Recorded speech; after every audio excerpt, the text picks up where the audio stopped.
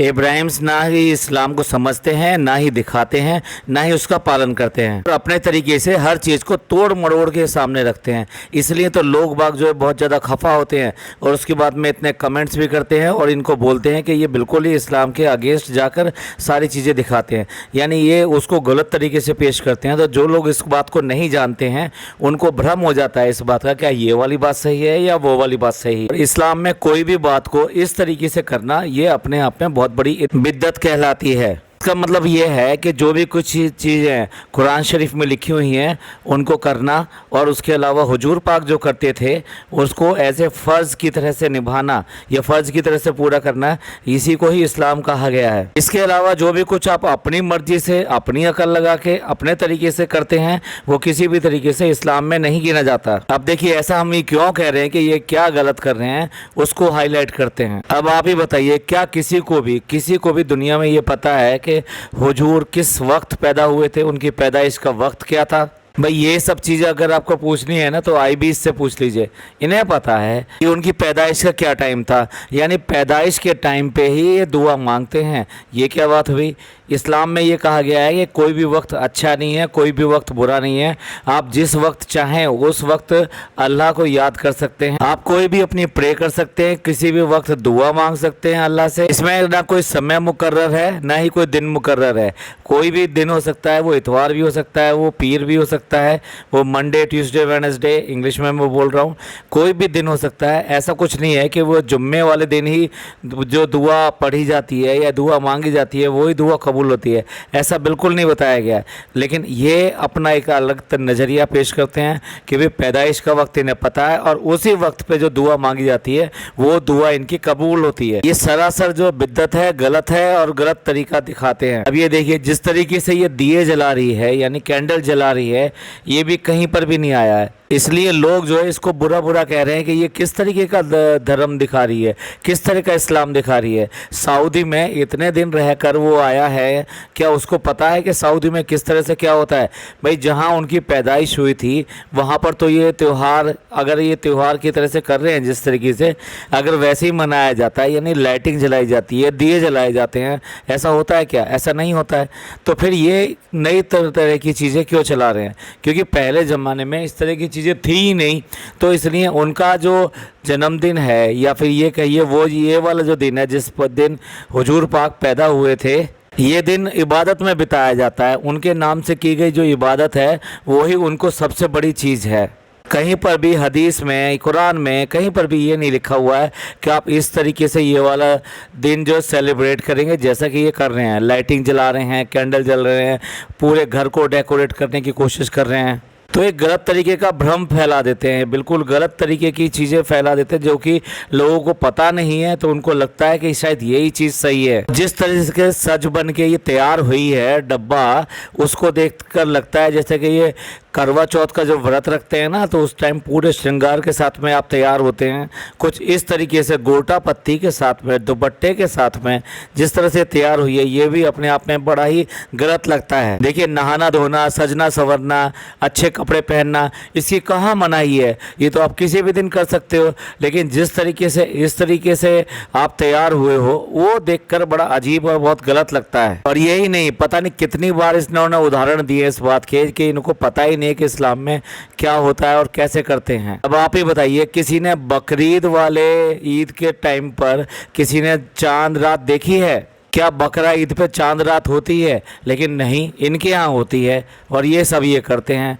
जबकि देखा जाए तो बकरा ईद से 10 दिन पहले ही चांद दिखाई देता है।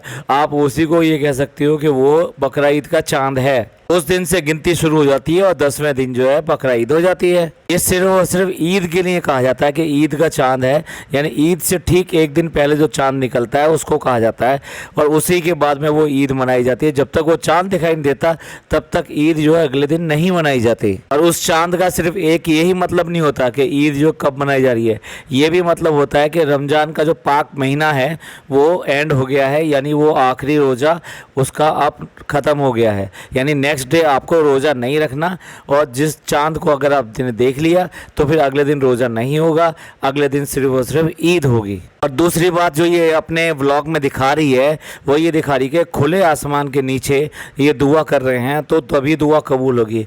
अरे कोई जगह नहीं बताई गई है, आप कहीं पर भी दुआ कर सकते हैं, मस्जिद में जाके दुआ कर सकते हैं, अपने घर में दुआ कर सकते हैं, सिर्फ वो जगह जो है वो पाक होनी चाहिए, वहाँ पर बैठिए, इबादत कीजिए और जो दुआ मांगनी है अल्लाह से वो दुआ मांगिए। ये नई नई चीज़ के सज बन के जो आएंगे, कैंडल जलाएंगे, पैदाइश का टाइम होगा, फिर बालकोनी में आएंगे और उसके बाद में दुआ मांगेंगे। इन्होंने तो पूरी की पूरी SOP बना दी है दुआ मांगने की। व्लॉग में इतना जल्दी जल्दी कट लगाती है कि जो बात कह रही है उसका मतलब भी समझने के लिए देर लगती है कि ये क्या कहना चाहती है और किस बात को किस से रिलेट कर रही है। देखिए दुआ मांग के अंदर आ गए हैं, वहाँ पे वही सेम सोफ़ा पड़ा हुआ है और साथ साथ वहाँ कर्टन भी पड़े हुए हैं। अब आप ही बताइए, मेरे एक व्यूअर ने मुझे कमेंट करके बताया कि भाई सोफ़े में तो चलो वो दीमक लग गई या फिर कीड़े आ गए, जबकि इतने सारे जो है पेस्ट कंट्रोल वाले और इतने सारे प्रोफेशनल आज की डेट में सोफ़ा क्लीन करने वाले हो गए हैं। आप सिर्फ एक फ़ोन कीजिए, वो आपके घर पर आके पूरी तरीके से सोफ़ा कर जाएंगे। उसके बाद में ये बेवकूफ़ लोग, और उसने वर्ड यूज़ किया है वो यूज़ किया है जाहिल।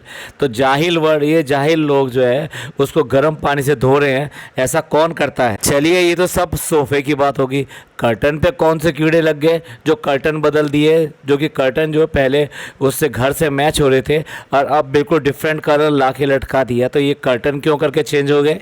लगता है ये बात बताने भूल गए कि कर्टन में कौन सा वाला कीड़ा लगा था।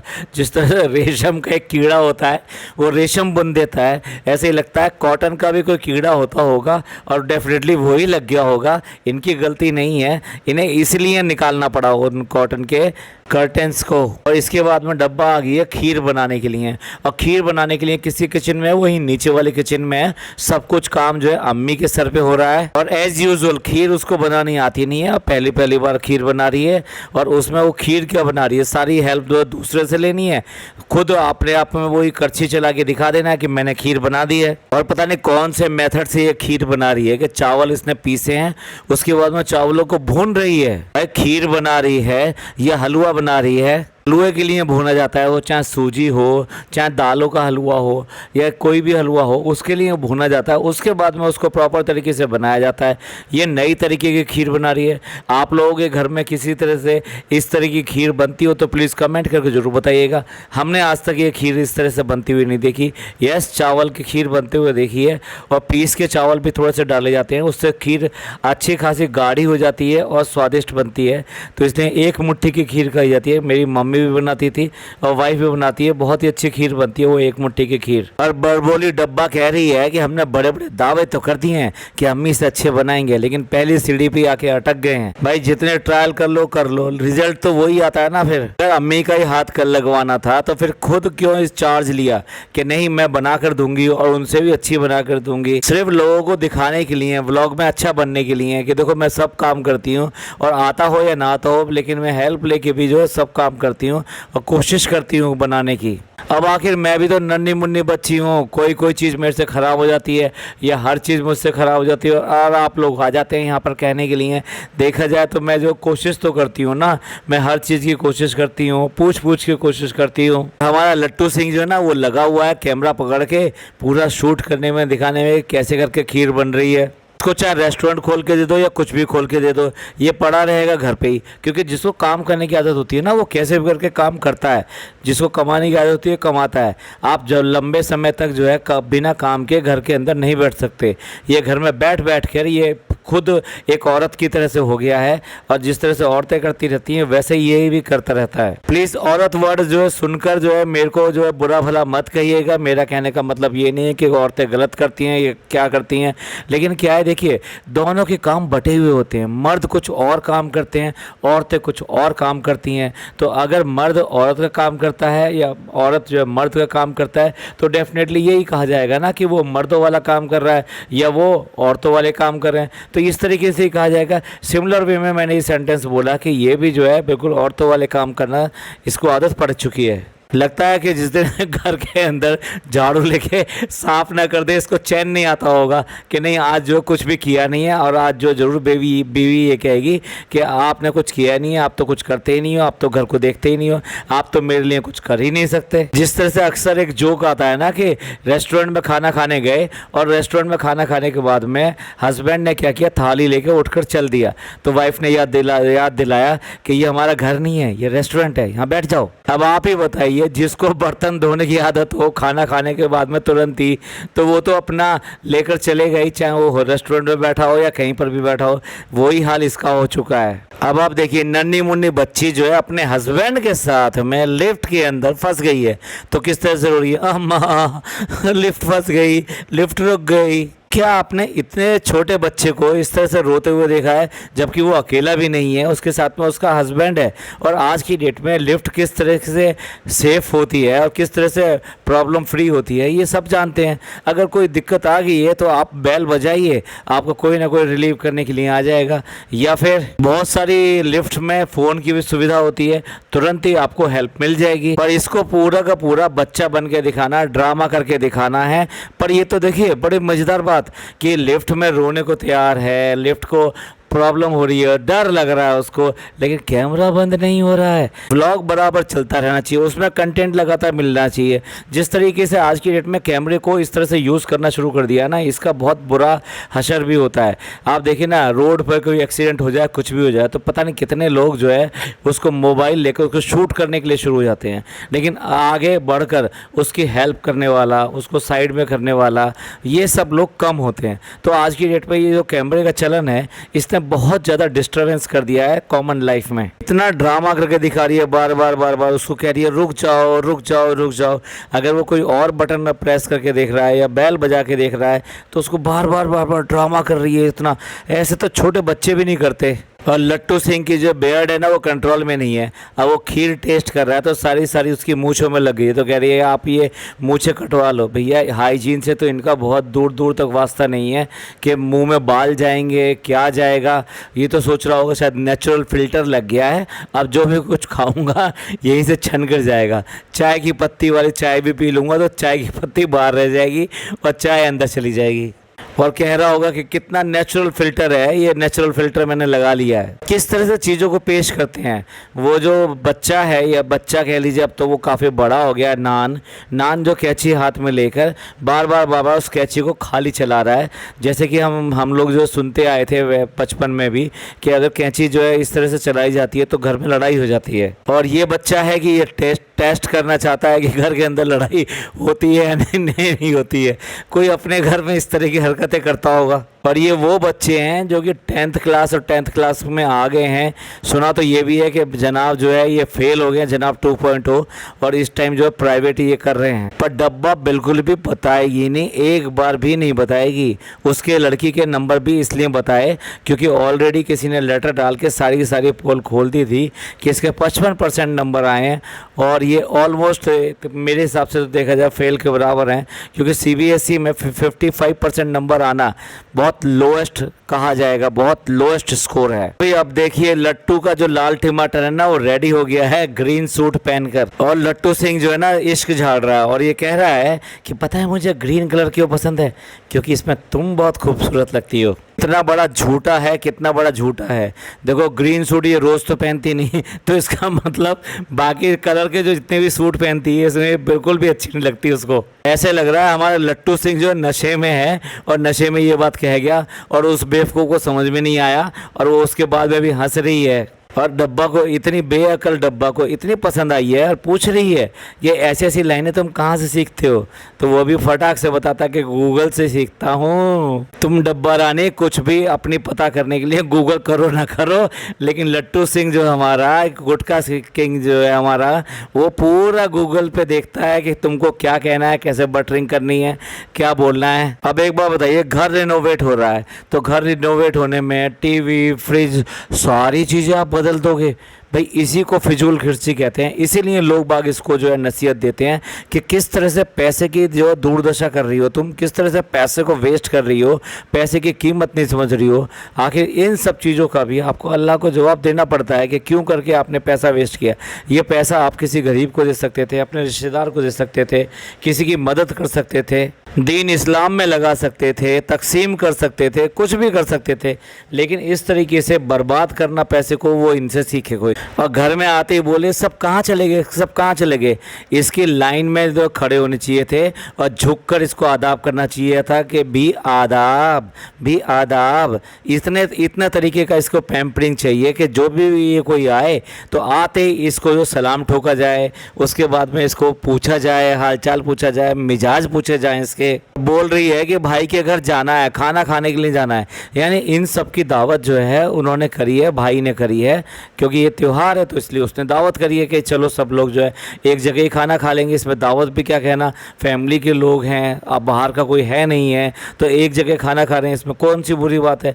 लेकिन कोई भी शूट वहाँ का आया नहीं है। इसका सीधा सीधा मतलब ये है कि वहाँ शूटिंग इसने करी नहीं है, मना है, इसको बना नहीं सकती, इसलिए जो ना वहाँ बनाया नहीं है और सीधे निकल गए फिर बच्चों को लेकर कि चलो आओ आओ लाइटिंग दिखाते हैं, शहर में कैसी कैसी लाइटिंग हुई है, इस त्यौहार को कैसे मनाया जा रहा है, किस तरह की लाइटिंग की जा रही है। जिस तरीके से ये अपने ड्राइवर को यानी समीर भाई को जिस तरीके से ये इंस्ट्रक्शंस दे रहा है ना, वो इसकी जो टोन है वो बिल्कुल भी सही नहीं लगी। ये बिल्कुल जिसे कहते हैं ना अपने घर के आदमी समझते हो अगर तुम, तो आपको बोलने का तरीका भी ऐसा होना चाहिए, आपका लहजा भी ऐसा होना चाहिए।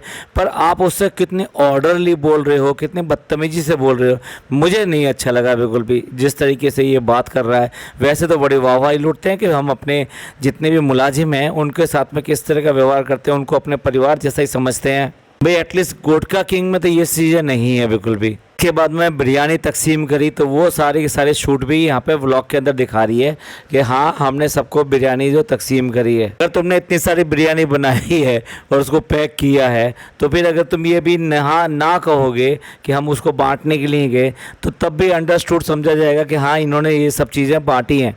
ऐसा थोड़ा कि व्लॉग में दिखाने के लिए किसी ने पैक करके रख दी।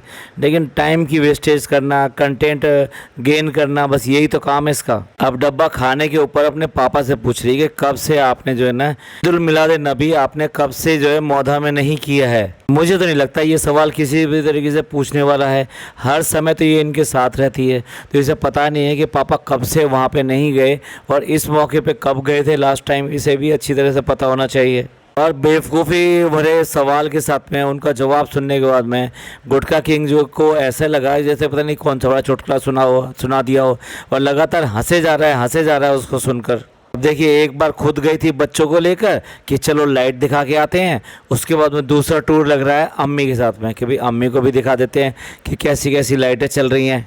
ऐसे लगता है जैसे इनके लिए बाहर अंदर जाना कोई बात ही नहीं है, टाइम ही टाइम है, कोई मतलब जल्दबाजी नहीं है, कोई काम की देरी नहीं है, कोई इनको फिक्र फाका नहीं है। बस उठाया और चल दिए और शूट कर लिया, कंटेंट का कंटेंट बन गया और बाहर घूमना भी हो गया। गुटखा किंग के मज़े देखिए, मज़े से जो रात को जो है मैच खेल के आ रहा है, फास्ट बॉलिंग कर रहा है, वही वाह मज़े आ रहे हैं, पूरी ज़िंदगी के मज़े यही ले रहा है और ऊपर से काम भी कुछ नहीं करना पड़ रहा हो। रेस्टोरेंट जो खोल के दे दिया है चलता रहेगा आप, लेकिन नहीं जनाब, तो पूरे को मैच की मज़े चाहिए, दोस्त चाहिए और पूरी तरीके से लाइफ को एंजॉय कर रहा है। ये अपने मकसद में धीरे धीरे पूरी तरीके से कामयाब होता चला जा रहा है, जबकि डब्बा धीरे धीरे डूबती चली जा रही है। जरूरत पड़ने पे अम्मी भी जो ताना देने से उसको बाज नहीं आती हैं और कह रही है हमारी बेटी कितनी अच्छी है कि बिना खाना खिलाए ही हमें चाय पिला रही है। पता नहीं किससे खाने की उम्मीद कर रहे हैं, इसने खाना बना भी दिया तो सब लोग खा पाएंगे क्या। और इसके बाद में सारे शुरू हो गए